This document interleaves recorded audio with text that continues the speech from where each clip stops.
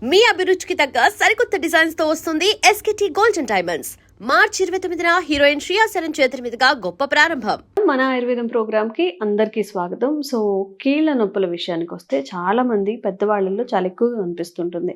ఇక వర్షాకాలం చలికాలం అయితే ఇంకా ఎక్కువగా కూడా ఈ బాధ అందరినీ బాధపడుతూ ఉంటుంది, కీళ్ళ నొప్పులు అనేది.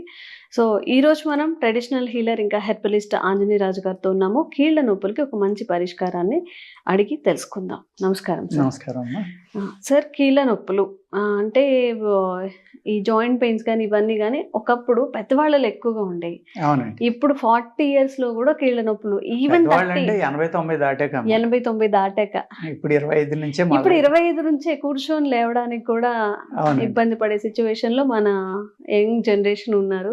సో వాళ్ళందరి కోసం మీరు ఏం చెప్తారు? మోడర్న్ జనరేషన్ మోడర్న్ జనరేషన్ అంత మోడర్న్ అయిపోయింది కదా, అందుకు వ్యాధులు కూడా మోడర్న్ గా అయిపోయినాయి అనమాట. ఈ కీళ్ళ నొప్పులు అనేది సాధారణంగా వాత వ్యాధులు అంటారమ్మా. ఆయుర్వేదంలో అయితే ఏమంటారంటే దీన్ని వాత వ్యాధులు అంటారు. వాటిని కీళ్ళ వ్యాధులు అంటే మనం రొమటాయిడ్ ఆర్థరైటిస్ అని కూడా అంటాం. రొమటాయిడ్ ఆర్థరైటిస్ ని ఆయుర్వేదంలో ఏమంటారంటే కీళ్ళవాతం అంటారు. మాకు కీళ్ళవాతం వచ్చిందండి అని చెప్తూ ఉంటారు. ఇప్పటికీ మాకు వచ్చిన ఫోన్లో పల్లెటూరుల నుంచి అయితే వాళ్ళు కీళ్ళవాతం అని చెప్పారంటే ఆర్ఏ ఫ్యాక్టర్ అంటే రొమటాయిడ్ ఆర్థరైటిస్ ఉందని అర్థం అమ్మ. ఇక్కడ మనం ఇవాళ మోడర్న్ సైన్స్ ప్రకారం అయితే ఆర్ఏ ఫ్యాక్టర్ ఈఎస్ఆర్ అని ఉందమ్మా. ఈ రెండు మనం చూసుకోవాలి. ఈ రెండు చూసుకున్నప్పుడు అలాగే ఆటో ఇమ్యూన్ ప్రాబ్లం ఉందా లేదా అని తెలుసుకోవడానికి ఈ రెండు సిగ్నల్స్ కాకుండా కొన్ని యాంటీటీపీఓ యాంటీబాడీస్ అనే టెస్టులు కూడా చేయించుకోవచ్చండి. చేయించుకుంటే వాళ్ళ బాడీలో అనేక రకాల ఆటో ఇమ్యూన్ ఉంటాయమ్మా. అది కీళ్ళవాతానికి సంబంధించిన ఆటో ఇమ్యూన్ ఏమవుతుందనేది తెలుసుకుంటే సిరియాక్టివ్ ప్రోటీన్ అని ఇలాగ కొన్ని రీడింగుల ద్వారా ఏమవుతుందంటే వీళ్ళకి ఏ జబ్బులు ఉన్నాయనేది డాక్టర్లు నిర్ణయించి మెడిసిన్ ఇస్తూ ఉంటారండి. ఆయుర్వేద శాస్త్రంలో అయితే దీంట్లో ఏమవుతుందంటే 80 రకాల కీళ్ళ వ్యాధులు అని 84 రకాలని రకరకాలుగా ఉంటుందమ్మా. ఇందులో ఒక విచిత్రాలు కూడా ఉంటాయమ్మా. ఓన్లీ ఫింగర్స్కి వచ్చి కూడా ఉంటాయి. అలాగే నేను ఒక 15 years బ్యాక్ ఒక అమ్మాయికి ట్రీట్ చేశా. అర్ధముఖ వాతం అని ఉందమ్మా. కరెక్ట్గా మీరు స్కేల్ తోటి ఇలా గీత గీసినట్టు, ఎంత విచిత్రం అంటే అది అసలు లైన్ కూడా అంత స్ట్రైట్గా ఉండదేమో. ఈ పక్క సన్నబడిపోతుందమ్మా, ఈ పక్క సన్నబడిపోతుంది. అర్ధముఖ వాతం అంటాం. ఇలాగా అనేక రకాలు. ఇప్పుడు సయాటిక్ అంటున్నాం కదండి, అది గృద్రపీ వాతం అని ఇంకో రకరకాల వాతాలు, రకరకాల పేర్లు ఉన్నాయండి అందులో.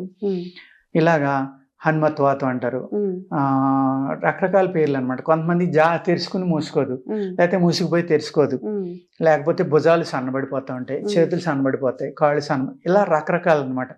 రకరకాల వాత వ్యాధులమ్మ. ఈ 80 రకాలని కొంతమంది 84 రకాలని పూర్వకాలంలో మనకు చరకుడు సుశ్రుతుడు ఇలాంటి వాళ్ళు అనేక మంది అనేక రకాలుగా దాన్ని వ్యాఖ్యానం చేయటం జరిగిందండి. ఈ 80 రకాలు కూడా మనకి ఇక్కడ నరాల నొప్పుల, ఎముకల నొప్పుల, మజిల్ పెయిన్, ఈ 3 చూసుకోవాలండి. ఈ 3 కూడా ఏంటంటే ఇక్కడ కూడా అసలు విరుద్ధ ఆహారం అనేది అన్ని జబ్బులకి కారణం. ఆహారం ఎక్కడికి వెళ్తుంది? మన పొట్టలోకి వెళ్తుంది. ఆ పొట్ట ఏంటి? మనకి బాడీకి అన్ని రకాలుగా ఆహారాన్ని అరిగించి ఏ ఏ అవయవాలకి ఏమేమి ఉండాలి వాటికి కావాల్సిన ఆహారం పంపటం, అవి మళ్ళీ ఆ ఫ్లూయిడ్స్ రిలీజ్ చేయడం, అవి మన బాడీ అంతా స్ప్రెడ్ అవ్వడం, ఇవన్నీ జరుగుతాయి. అంటే మేజర్ మెకానిజం ఎక్కడ జరుగుతుందమ్మా? పొట్టలో జరుగుతుంది. ఆ పొట్ట అనేది జాగ్రత్తగా చూసుకుని టైమ్లీ తింటా, దాంట్లో చెడు ప్రభావం అనేది లేకుండా, చెడిపోయిన ఆహారం తీసుకోకుండా, నిల్వ ఆహారం తీసుకోకుండా ఉంటే కనుక అనేక రోగాల నుంచి బయటకు పడటానికి అవకాశం ఉంటుందమ్మా. అదేవిధంగా ఇప్పుడు జనం ఏం చేస్తున్నారు? ఒక ఆనపకాయ రసం తాగితే మంచిదని ఎవరైనా చెప్పారు అనుకోండి, మొత్తం దేశం అంతా ఆనపకాయ రసం తాగేస్తున్నారు. అది తాగడం కూడా ఎలాగా? దాన్ని మెడిసిన్ లాగా యూజ్ చేయట్లేదు. దాన్ని మన శరీరం వెయిట్ ఎంత తాగితే మంచిదని కాకుండా అందరూ తల 1 గ్లాసు తీసుకోవడం, అందరూ తాగేయడం. ఈ రొమటాయిడ్ ఎవరైతే వాత వ్యాధులతో ఉన్నారో వాళ్ళకి చాలా ప్రమాదం అది. ఇంకా వాతం పెరిగిపోయి వాళ్ళకి భయంకరంగా పెరిగిపోతాయి ఈ నొప్పులు కానీ ఇబ్బందులు కానీ. అంచేత ఇలాగా లేకపోతే కీర మంచిది, అందరూ కీర తినేయడం చాలా కదా అని. ఈ విధంగా పెసరపప్పు మంచిది, మంచి ప్రోటీన్ అంట, అందులో చాలా బాగుంటుందంట, తినేయడం. ఏ అయితే వాతకర పదార్థాలు ఉన్నాయో, ఏ అయితే వాటర్ ఎక్కువ ఉన్నాయో అవి తీసుకోకూడదండి. మళ్ళీ ఇక్కడ బూడిద గుమ్మడికాయ పర్వాలేదమ్మా, అది కూడా చాలవే. ఏది వాడినా కంటిన్యూ వాడకూడదు. కొన్నాళ్ళు గ్యాప్ ఇచ్చి మధ్య మధ్యన వాడుకుంటూ ఉండాలి. ఈ కరోనా వచ్చాక అనేక మంది అనేక రకాల డికాక్షన్స్ తాగేస్తున్నారమ్మా. నేరేడాకులని, జామాకులని, మామిడాకులని, లేకపోతే ఇంకా అది ఇది అని లేదు. ఏది దొరికితే అది ఎవరో ఒకరు చెప్తున్నారు, అది ఫాలో అవుతున్నారు. లేకపోతే సొంటి పిప్పలి తాగుతున్నాం అని, లేకపోతే పసుపు వేసుకుని తాగుతున్నాం అని. పసుపు అనేది ప్రపంచ ప్రఖ్యాతిగాంచిందమ్మా ఇప్పుడు నిజం చెప్పాలంటే. ములగాకు, పసుపు, ఈ రెండు. మొరింగా అనేవాడికి అన్ని ఇతర దేశాల్లో కూడా విపరీతమైన డిమాండ్ అమ్మ దానికి. హయ్యెస్ట్ మినరల్స్, కాల్షియం ఇవన్నీ ఉంటాయి, అది చాలా మంచిదని. అదేవిధంగా పసుపులో ఉన్న కుర్కుమిన్ అనేది ఇన్ఫ్లమేషన్ కానీ అనేక రకాల వ్యాధులను తగ్గిస్తుంది. బాడీలో ఉన్నాయి ఒబిసిటీ తగ్గిస్తుంది, ఇన్ఫ్లమేషన్ తగ్గిస్తుంది, బ్యాక్టీరియాని చంపుతుంది, anti bacterial, anti fungal, at the same time immunity పెంచుతుంది. ఇలాగా ఈ ఆహారాలను మార్చుకుని మనం ఇటువంటి సీజనల్ ఫుడ్స్ జాగ్రత్తగా తీసుకుంటా, ఎవరో చెప్పారని మన శరీర తత్వాన్ని చూసుకోకుండా ఏది పడితే తినకుండా జాగ్రత్తగా తీసుకుంటే కనుక త్రికటుకాలు అనేది వాత వ్యాధుల మీద ఎక్కువే పనిచేస్తుందమ్మా. ఆ త్రికటుకాల్లోనే ఇంకా కొన్ని రకాలు కలిపి మన ఏది తేజ్పత్తా అంటాం మేము, బిర్యానీ ఆకు, దాన్ని ఆకుపత్రి అంటారమ్మా. అది ఆకలిని పెంచుతుంది, వాతాన్ని తగ్గిస్తుంది, రక్తశుద్ధి చేస్తుంది. ఇలాగా కొన్ని కొన్ని కాంబినేషన్స్ తోటి చేసి ఈ వాతాల మీద ఇస్తారమ్మా. అందులో గుగ్గిలం అనేది కూడా చాలా ఫేమస్ అన్నమాట. ఈ వాత వ్యాధుల మీద శిలాజిత్తు, గుగ్గిలం, ఆయుర్వేద శాస్త్రంలో ఆ కాంబినేషన్లో కూడా అనేక రకాల మందులు ఉన్నాయండి. పూర్వం రసశాస్త్రం ఉండగా అయితే ఏంటంటే, ఇప్పుడు కూడా ఉందిలేండి, లేదని కాదు నేను చెప్పేది, రసౌషధాలు వాడితే కిడ్నీలు పోతాయి, మెటల్స్ వాడితే అనేది మన ట్రెడిషన్లో ఏంటంటే, ఏదైతే భారతీయ జ్ఞానం అనేది ఉందో, విద్య కానీ విజ్ఞానం కానీ, దాన్ని పాడు చేయాలి అంటే ఏం చేయాలంటే ఈ భస్మాలు తింటే ప్రమాదము, భస్మాలు తింటే మీరు కిడ్నీలు పోతాయి, లివర్ పోతుంది అనేది గుడ్డిగా చెప్పడం, గుడ్డిగా నమ్మడం అలవాటైపోయిందమ్మా. అదే భస్మాన్ని, బంగారాన్ని అమెరికాలో లాస్ట్ 15-20 years నుంచి నానో టెక్నాలజీ ద్వారా భస్మం చేసి బ్రెయిన్ క్యాన్సర్ మీద, అనేక రకాల క్యాన్సర్స్ మీద వాడడం, అది మంచి ఫలితాలను ఇవ్వడం జరుగుతుందండి. మనం చేయకూడదు, వాళ్ళు చేయొచ్చు. ఈ విధంగా మనం అంటే తెలివి తక్కువగా ఉన్నామా, భ్రమలో ఉన్నామా, లేకపోతే మన నాలెడ్జ్ని మనం కోల్పోయామా? మనకున్న ఏదైతే జ్ఞానం ఉందో దాన్ని కోల్పోయి ఎవరు ఏది చెప్తే అది నమ్మటం నేర్చుకున్నాం. కాబట్టి మనం మన యొక్క జ్ఞానాన్ని పూర్తిగా పాడు చేసుకోవడం వల్ల ఇన్ని రకాలైన ఇబ్బందులు వచ్చినాయి అండి. అంచేత ఏంటంటే, పూర్వం పాదరసం ఉందమ్మా. పాదరసం ఒక అద్భుతమైన ప్రక్రియ. రసం అంటే ఆ పాదరసం అనేది 30 times వాటర్ మీద ఎక్స్ట్రా వెయిట్ ఉంటుందమ్మా. ఓన్లీ లిక్విడ్ మెటల్, భూమి మీద ఉన్న లిక్విడ్ మెటల్ అమ్మ. అది ద్రవ పదార్థమైన లోహం. అది ఎంత చిన్న మైక్రాన్స్గా రూపుదిద్దుకోగలదంటే మీ తల వెంట్రుకలో కూడా వెళ్ళిపోతుందమ్మా. అంత అద్భుతమైన పాదరసాన్ని మన వాళ్ళు ఏం చేశారంటే, దానికి పాదరసం సూర్యుడైతే గంధకం చంద్రుడు. ఈ పాదరసంలో ఉన్న తీక్ష్ణతని తగ్గించాలి అంటే గంధకం కలిపేవారు. అలాగే ఈ పాదరసం లెడ్ తోటి కలిపి ఉంటుంది కాబట్టి అది తీసుకుంటే చనిపోతారు. కాబట్టి ఆ లెడ్ని కొన్ని మూలికల ద్వారా వేరు చేసి ఈ పాదరసాన్ని 99.9% శుద్ధి చేసి అప్పుడు దాన్ని భస్మంగా చేసి ఇప్పుడు నానో టెక్నాలజీ ద్వారా చేస్తే ఎంత చిన్న పార్టికల్స్ అవుతాయో అంతకంటే చిన్న పార్టికల్స్ని మన వాళ్ళు ఈ ఏ అయితే మూలికలు ఉన్నాయో వాటితోటి కలిపి నూరి దాన్ని పుట్టం వేసమ్మ అంత చిన్న పార్టికల్స్ చేయగలిగారు. మా గురువు గారు రాజమండ్రిలో ఉండేవారు అన్నమా, పొన్నాడు శ్రీరామూర్తి గారిని. పాదరసం అంటే నీళ్ల మీద 30 రెట్లు ఎక్కువ బరువు అని చెప్తున్నా, ఐరన్ కన్నా చాలా ఎక్కువ రెట్లు బరువు. అయినా సరే ఆయన చేసిన భస్మం ఇలా చిటుకుడు నీళ్ల మీద వేస్తే తేలిదమ్మా, ములిగేది కాదు. అంటే ఎంత చిన్న పార్టికల్స్ అయితే అది. అంటే మన కిడ్నీలో నెఫ్రాన్స్ అని ఉంటాయమ్మా. నాకు దాని మీద అంత నాలెడ్జ్ లేదు కానీ 10 లక్షల నెఫ్రాన్స్ ఉంటాయని చెప్తారు. అంటే ఒక ఇంత కిడ్నీలో అన్ని లక్షలు ఉన్నాయంటే ఎంత చిన్నవి ఉంటాయి చూడండి. వాటికి అడ్డం పడితే ఏమవుతుంది, ఈ మెటల్స్ లాంటి కిడ్నీలు పాడవుతాయి. వాళ్ళు చెప్పింది కూడా తప్పు కాదు, కానీ అంత అద్భుతమైన టెక్నాలజీ మన భారతదేశంలో ఆయుర్వేద వైద్యులు చేయగలిగేవారు. పాదరసాన్ని ఒక 16 నుంచి 18 రకాలుగా పూసలు కడతారమ్మా, సాలిఫైడ్ చేస్తారు. ఆ మోడర్న్ సైన్స్లో లెడ్ కలిపితే కానీ సాలిఫైడ్ అవ్వదు అనేది నేను గూగుల్లో చదివా. ఉన్న పాదరసాన్ని ఏమీ కలపకుండా శుద్ధి చేసి మరి ఉన్న లెడ్ని తీసేసి దాన్ని సాలిఫైడ్ చేస్తారమ్మా, దాన్ని భస్మం చేస్తారు, దాన్ని సింధూరం చేస్తారు, అనేక రకాల ప్రక్రియ. దాంతో పాదరసంలో ఉన్న అద్భుతమైన గుణం ఏంటంటే, ఆయుర్వేద ప్రకారం మనం ఏ మూలికనైతే దాంట్లో నూరేమో ఆ మూలికా రసం భావనలు అంటారు. ఒకే మూలికని ఒక వారం రోజులు ఆ పాదరసంలో వేసి నూరదాని ఉంటాం. ఆ మూలికలో ఉన్న మెడిసినల్ ప్రాపర్టీస్ అన్నీ అది తీసేసుకుంటుంది. దాన్ని భస్మం చేస్తాం. చేసినప్పుడు ఆ మైన్యూట్ పార్టికల్స్ కింద అవుతుంది. ఈ మూలికల యొక్క శక్తిని అది తీసుకుని ఆ పార్టికల్స్ శరీరానికి అందిస్తాయి.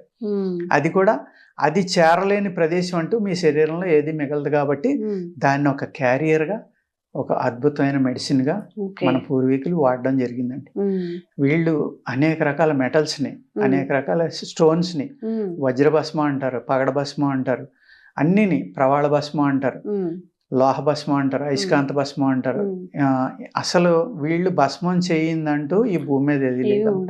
మెటల్స్, స్టోన్స్ కూడా చేసి వాటిని అనేక రకాల మూలికలతోటి కలిపి ఇవ్వడం వల్ల మన శరీరంలో ఏ ఏ భస్మాలు అయితే మనం అంటున్నామో అవన్నీ కూడా న్యాచురల్గానే మన శరీరంలో ఉంటాయమ్మా. యోగ శాస్త్ర ప్రకారం అయితే సూక్ష్మ బ్రహ్మాండం అంటాం మన శరీరాన్ని. అంటే ఈ సృష్టిలో ఏదైతే ఉందో ఆ సృష్టిలో ఉన్న అన్నీ కూడా మన శరీరంలో ఉంటాయి అని అర్థం. అక్కడ మన బాడీలో లేని ఇక్కడ బయట ఉండవు, బయట లేని మన బాడీలో ఉండవు. అందుకే సూక్ష్మ బ్రహ్మాండం అన్నారు. దీనికి ఒక కథ కూడా చెప్పారమ్మా. కృష్ణుడు మట్టి తిన్నాడని యశోద చెవు పట్టుకుంటే నోరు ఆవలించి బ్రహ్మాండాన్ని చూపిస్తాడు. అంటే సృష్టి అంతా నాలోనే ఉంది అని. అదే విధంగా ప్రతి మనిషిలోనే ఉంటున్నాను, అది చూపించడం చదవాలి. అలాగా అక్కడ దాని అర్థం ఏంటంటే, నేను అర్థం చేసుకున్నది ఏంటంటే, ఈ సృష్టి అంతా మనలోనే ఉంది కాబట్టి అన్ని మెటల్స్, అన్ని లోహాలు కానీ, అన్ని విషాలు కానీ, అన్ని వైరస్లు కానీ బాడీలోనే ఉంటాయమ్మా. కొత్తగా బయట నుంచి వచ్చే ఏముండవు. అవి రూపాంతరం చెంది రకరకాల జబ్బులుగా రావచ్చు తప్ప మన బాడీలో 1,80,000 వైరస్లు ఉంటాయని ఒక అమెరికన్ సైంటిస్ట్ చెప్పాడు. 1,80,000 2 లక్షలని కొంతమంది అంటారు, రకరకాల చెప్తారమ్మా. అది మనం ఏంటంటే యూట్యూబ్లో చూసి మనం చెప్పి తప్ప అది నిజం ఉంటుంది అనేది జస్ట్ మనం ఇక్కడ సంభాషించుకోవడానికి మట్టుకే. అందుచేత ఈ కీళ్ల నొప్పులకి గుగ్గిలం అనేది ఎక్కువ వాడమ్మా. గుగ్గిలంతో ఆయిల్స్ చేస్తారు. అందులో మహిషాక్షి గుగ్గిలం అనేది ఎక్కువ బాగా నొప్పులు తగ్గిస్తుందమ్మా. అదే మన మామూలుగా రత్నపురి గుగ్గిలం అని ఉంటుంది, అది ఏమో రక్తశుద్ధికి బాగా పనిచేస్తుంది. ఇలాగా అక్కడ ఉన్న పేషెంట్ని బట్టి, ఆయన శరీర తత్వాన్ని బట్టి ఇది వాడాలా అది వాడాలా అని అనేక రకాలుగా చేసుకున్నామా. ఎముకల నొప్పులకి అయితే ఆ గుగ్గిలం శుద్ధి చేసుకుని జాగ్రత్తగా ఆవు పాలు ఆవిరి మీద శుద్ధి చేస్తారు, ఉడకబెట్టి శుద్ధి చేస్తారు. చేసిన దాంట్లో బెల్లం కలిపి మాత్ర కట్టిస్తారు. లేకపోతే ఇప్పుడు మైసాక్షి గుగ్గిలం ఉందనుకోండి, అది ఆయిల్లో కలిపి మిక్సీ చేసుకుని బాగా నూరుకుంటే కొన్ని రోజుల పాటు ఈ గుగ్గిలంలో ఉన్న శక్తి అంతా తీసుకుంటుంది. ఆయిల్ రాసుకుంటే మీకు నొప్పులు చాలా చక్కగా తగ్గుతాయి. అదేవిధంగా ఇప్పుడు మెత్త రసంతో చేస్తారు.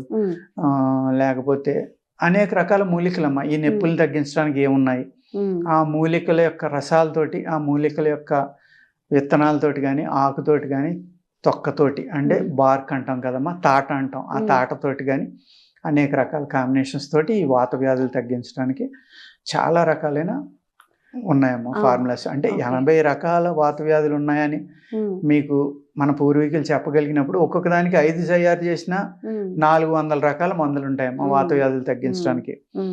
ఇందులోనే ఈ వాత వ్యాధుల్లోయే రొమటాయిడ్ ఆర్థరైటిస్, ఆస్టియోపోరోసిస్, ఇవన్నీ కూడా మళ్ళీ ఆటో ఇమ్యూన్లోకి వస్తాయి. అవి కూడా తగ్గించుకోవచ్చు అండి ఆయుర్వేదంలో. చక్కని మందులు ఉన్నాయి ఉపశమనం కోసం కానీ, తగ్గించుకోవడానికి కానీ. కానీ ఆహారం చాలా చక్కగా పాటించాలమ్మా. ఎవరైతే వాత వ్యాధులు ఉంటాయో వాళ్ళు పెసరపప్పు, ఆనపకాయ, దోసకాయ ఇలాంటివి తక్కువ తింటాం. అలాగే చింతపండు, కొత్తగా వచ్చిన చింతపండు, చింతకాయలు, గుమ్మడికాయ, వంకాయ, గోంగూర ఇలాంటివి తినబోవటం, ఇలాగ కొన్ని జాగ్రత్తలు తీసుకుంటే న్యాచురల్ గానే కొంత ఉపశమనం వస్తుందండి. వాటికి సపోర్ట్ గా ఈ మెడిసిన్స్ కనుక తీసుకుంటే చక్కగా 90% పైన ఫలితాలు వచ్చి ఉపశమనం రావడానికి చక్కని అవకాశం ఉందండి. ఓకే, సో కీళ్ళ నొప్పులతో బాధపడే వాళ్ళు ఎవరైనా సరే సార్ చెప్పిన ఈ ప్రికాషన్స్ అనేవి పాటించండి. Food habits and lifestyle చేంజెస్తో కూడా మనం వాటన్నింటిని కూడా దూరం చేసుకోవచ్చు అని చెప్తున్నారు. మరి ఇంకొన్ని వీడియోస్ మీకు అవేర్నెస్ కల్పించేలాగా చేస్తూనే ఉంటాము. Thank you sir. నమస్కారం. Sir, one life lesson what medicine has taught you. Whatever you can do without expecting. But I really believe మన పాజిటివ్ యాటిట్యూడ్ ఉంటేనే మనం ఏదైనా సాధించగలం. గట్ని మనం కరెక్ట్గా డీల్ చేసినట్లయితే అది మనకి పాజిటివ్ హార్మోన్స్ని రిలీజ్ చేస్తుంది. షుగర్ వచ్చిన వాళ్ళ పరిస్థితి ఏంటి? పొట్ట దగ్గర పెరిగితే దాన్ని ఆండ్రాయిడ్ అంటారు, ఆండ్రాయిడ్ ఫోన్ కదా. అసలు థాట్స్ ఎందుకు వస్తాయి? బ్రెయిన్ డెడ్ అంటే దానికి ప్రపంచం అంతా కూడా కొన్ని నిర్దిష్టమైనటువంటి లక్షణాలు ఉంటాయి. మానసికంగా ధైర్యంగా ఉంటే క్యాన్సర్ జయించవచ్చు. You are